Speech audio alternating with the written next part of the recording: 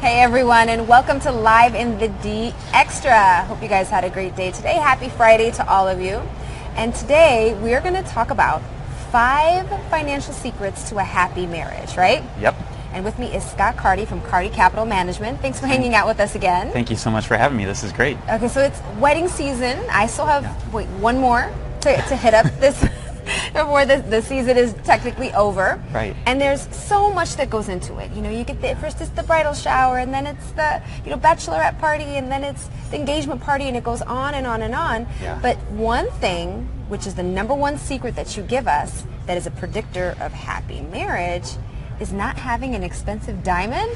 Yeah, so even before the wedding and all of those other parties is the engagement ring. Right. And a recent study by an Emory University professor, economics professor, said that the price that you pay for the engagement ring will determine how your marriage lasts. So he said people that spend between $2,000 and $4,000, their marriages don't last as long. Wow. Than those that spend between $500 and $2,000. Okay. But don't spend less than $5,000 or $500, because people that don't spend over $500 don't have a long-lasting marriage either. Maybe they feel like they don't have any skin in the game or something. Right. It's like you didn't even spend $500. That's not the case. But, this is a tough one, because I think that we've been sold this idea that when that engagement ring comes, it has to be this giant rock sticking on top of your finger, right? Isn't there this fantasy princess dream that goes along with it? Yeah, I think there is. Part of that study I read said that if you spend over $8,000, it actually improves your chances of a long-lasting marriage. Don't tell my wife that. Okay, I won't.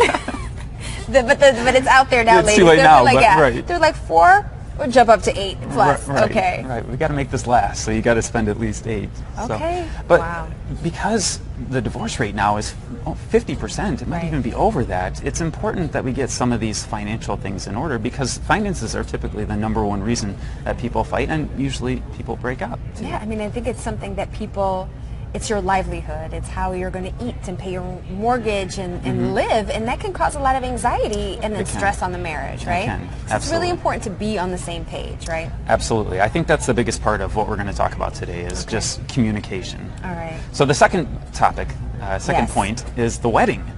In this same study, it talked about spending too much on the wedding, and we see a lot of folks that are actually the average is $35,000 for the average wedding today. That's a lot of money. $35,000, and it can be much more in other places. Right. I have friends who got married in New York and in Los Angeles, and we're talking about way more than $35,000. Right. That's like a down payment on a house or so many other things, right? Right, that's the average. That includes people that go down to the court and just do it themselves. So there's a lot of people that are spending a lot more than that.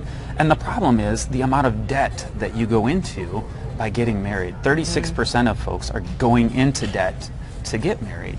And that causes a lot of strain on your marriage. And marriage is hard enough without all of that financial anxiety being added to it. Yeah. So you just have to be very careful about how much you're spending on the wedding. Okay, so I have a scenario that I'm going to throw out there to you. Okay. I do know a bride who took out an additional loan. Additional loan? A loan, yes. To finance the wedding, and Okay. her comment was, well, it's only $120 a month for the next 36 months. What would you say to someone who's considering something like that, to have the dream wedding? Well, I think the wedding is important, but in comparison, it's one day out of the rest of your life. Yes, it's a very important day, and it should be magical, but the amount that you spend on it doesn't necessarily make it magical. I think it's more important making sure you pick the right person. Yeah. And you can have a lot of fun without spending a lot of money.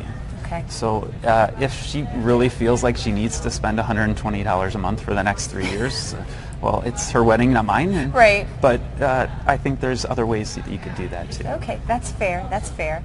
Like you said, it is one day. It's one day, and maybe focus a great more, day. A great day, a wonderful day. But one great day. But one great day. Okay. Yeah. Why not make one great life instead? Okay. That sounds good to me. That sounds good to me. So there's another one. Yeah, our first two really applied to newlyweds, people engaged that are just about to get married. And these next three, I think, can apply to anybody. Okay. But the third point is really a high credit score. So part of this study showed that people with high credit scores, over 750 as a credit score, actually had longer lasting marriages than those folks that had below average, 600 or lower. And I think a lot of the reason why is because we don't often share our finances, even with our spouses. And that's something we're going to talk about a little bit later on. But people with low credit scores need to be open and honest with their significant others about why they have low credit scores. And then build a plan together. Work together in order to figure out, okay, what was the problem and how can we fix it going forward? So really going back to what we've been talking about, be open and honest about what is happening with your finances. I think with the credit score thing, isn't there sometimes some shame involved with not having a good credit score? Because then sometimes somewhere a good decision was overlooked, right? Or you made a bad decision, let's just call it what it is. And now you have to disclose that to hopefully your life partner. So how do you tackle that? Well, it's not an easy conversation, but it's a conversation you have to have if you want your marriage to last. Because our point number 4 is honesty. So, and I think these were kind of intertwined. Yeah, they kind of go together. But I just want to say one thing about the really high credit scores, because I remember something you said when you were here last time. We were talking about what to do with your tax returns, right? And what you said was, most people who have an emergency fund never need it. Because you kind of got your act together. Is that what the 750 people kind of fall in? So we kind of had the same values, so we don't clash about money so much? Could that be a part of it? Well, I think it's part of an overall strategy, is putting together a budget, putting together a plan together to be all on the same page, to know what amount of money you have coming in and what amount of money you have going out. And the people with low credit scores, yeah, they may have made some poor decisions, but it really only takes one good decision to start you on the next path. And I think that's the thing that people need to realize is, okay, yes, I've made some bad choices before, but that doesn't have to define my life going forward. I can start making good choices today, and you and your spouse can put that plan together in order to figure out, okay, what do we need to do right now to get us on the right path? Okay, so now let's go back to honesty. Okay. So you started off by saying people aren't always honest when they go into relationships. Let's talk about that. Well, and we kind of touched on this. It's sort of because of the shame.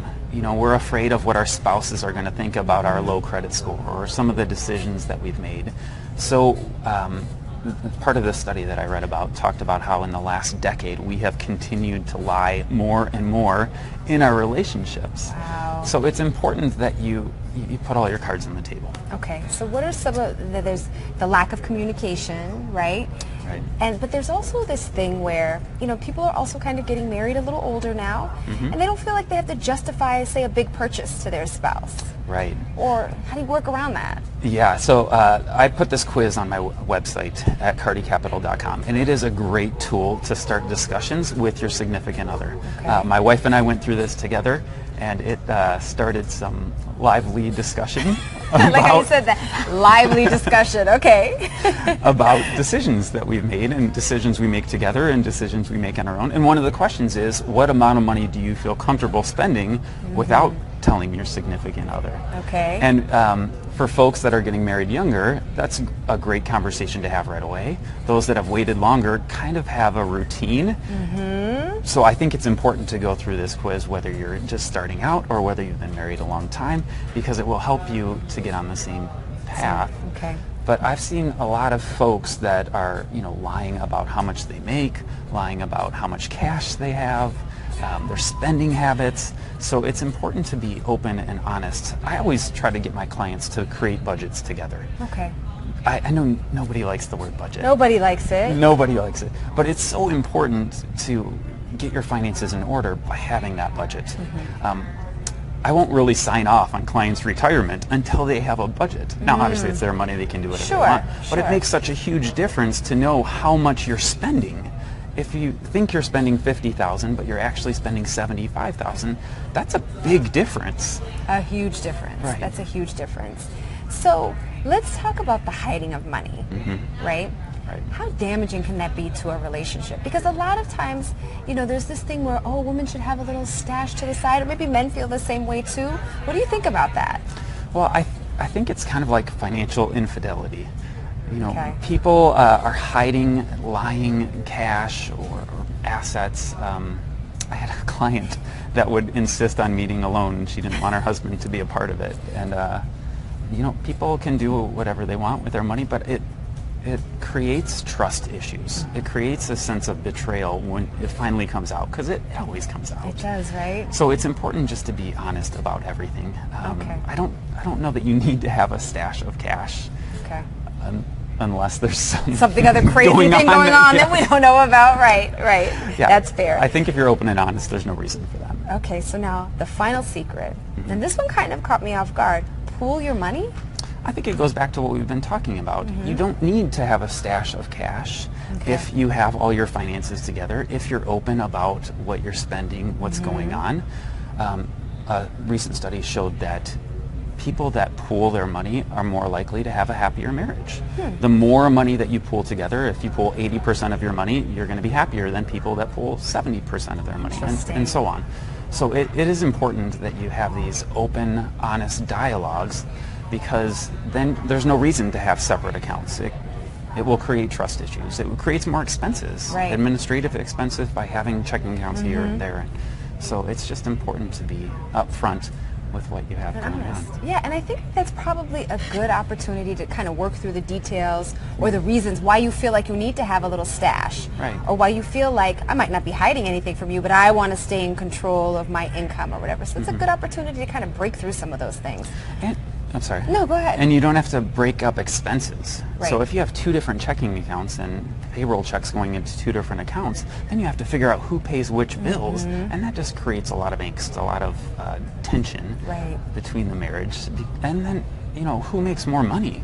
You know, those conversations are not pleasant ones to have. So if you have all of the money going in one pot, all of the bills coming out of that pot, it's just so much easier, and I think it creates a more long-lasting marriage.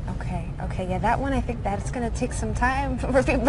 Everything you said makes so much sense.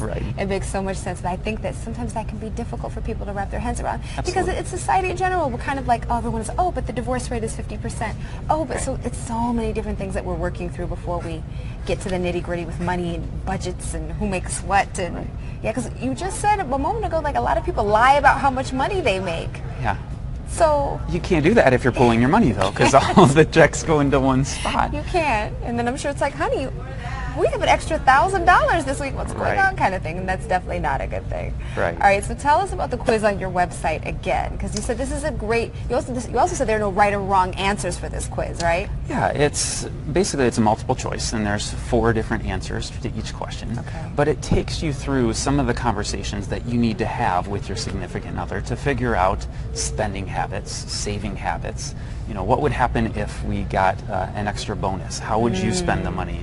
Would you save it? Would you pay down debt? Would you put it towards retirement? What would you do with that money? So those are some of the questions that it takes you through. But I think it's good because we don't ask those questions of our significant other. I know I didn't. When we got married, we didn't really know what we were doing financially. And, you know, we had to work through a lot of that. So I think this quiz will just help guide you towards a more meaningful marriage, especially with the financial part of it. You know, because finances is the #1 argument with couples, this will just help guide that. And maybe it'll start an argument first before it does that. But that's good. But hey, you know what? Work through it. Because it's one thing to speak in theory, hey, what if we got a $5,000 bonus, and deciding what to do with that at that time, that's when the stress is there. But if you've talked about it beforehand, I think that will make it easier. I do too. Okay. The other thing it talks about is your estate. Like, what happens if I pass away? What does my wife do? Is she going to be taken care of? Does she have life insurance? Is there a will, a trust, etc.? And those are things nobody wants to talk about because we think if we plan that, it's going to end up badly for us. But you know, we're all going to pass away at some point. It's important to have your estate prepared for that. All right. So get your ducks in a row, everyone, especially if you're married or about to get married. This is a bunch of great information. Thank you so much, Scott. Thank you so much for having me. Scott Carty from Carty Capital Management. Tati from Live in the D. I will see all of you guys back on air right here on Local 4, 10 a.m. on Monday. Thanks for joining us for Live in the D Extra. Have a good one and a great weekend.